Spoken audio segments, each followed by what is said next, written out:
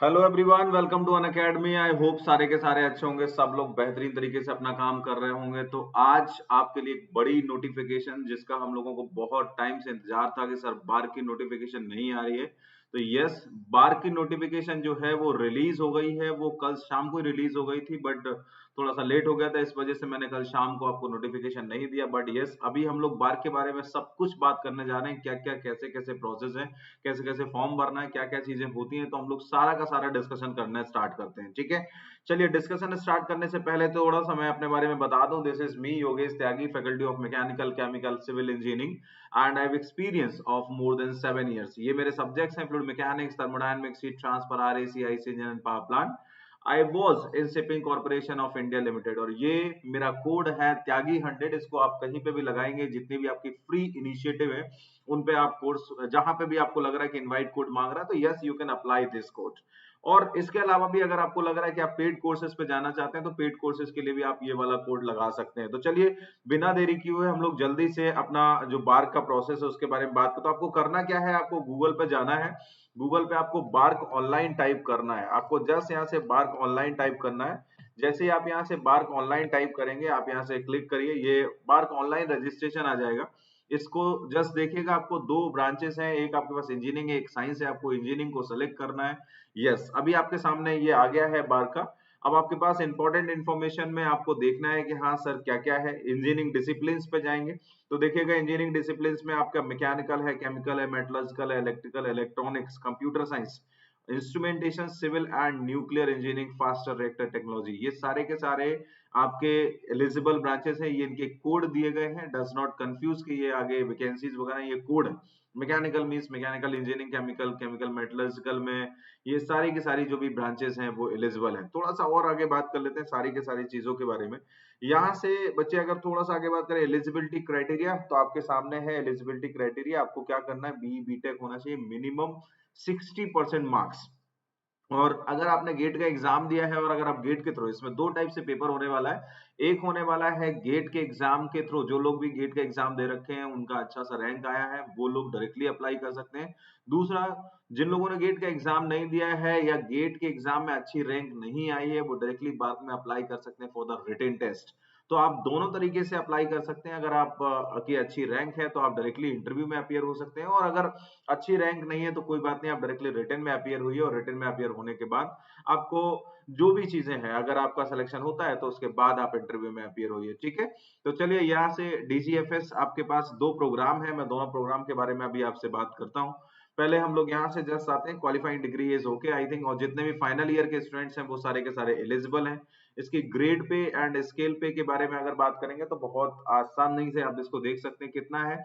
आज on appointment of the after successful completion of the training, आपकी जो grade pay रहेगी वो 56,100, और टोटल आपका जो लगभग लगभग सारे आपके अलाउंस बन के लगभग 95,000 के आसपास बनेगा। So it's a good amount.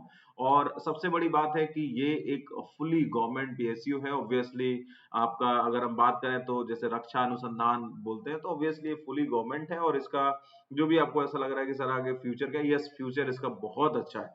तो जिन लोगों का भी ऐसा लग रहा है कि हाँ सर मैं मतलब अप्लाई करना चाहता हूं, तो आप लोग बेफिक्र होकर अप्लाई करिए, बिकॉज ऑब्वियसली आप मतलब अगर इसमें अप्लाई कर रहे हैं तो कहीं ना कहीं से जॉब की सिक्योरिटी जितनी ज्यादा इसकी है उतनी किसी भी पीएसयू की नहीं है। तो ऑब्वियसली सबसे बेहतरीन, और आप कुछ ना कुछ कंट्री के डेवलपमेंट में ऑब्वियसली अपना योगदान देंगे ही देंगे।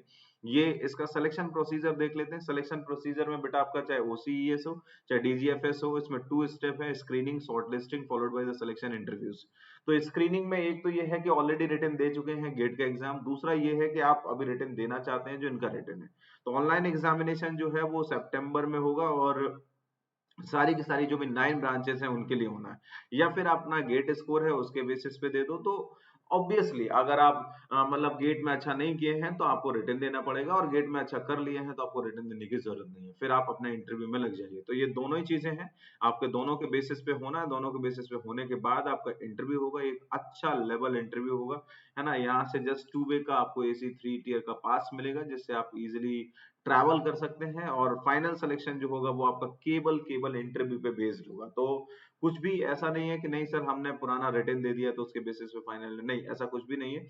तो चलो हम लोग यहाँ से थोड़ा सा और आगे बात कर लेते हैं कुछ इनके डेट्स के बारे में, कब आना आया है, कब कैसा क्या है।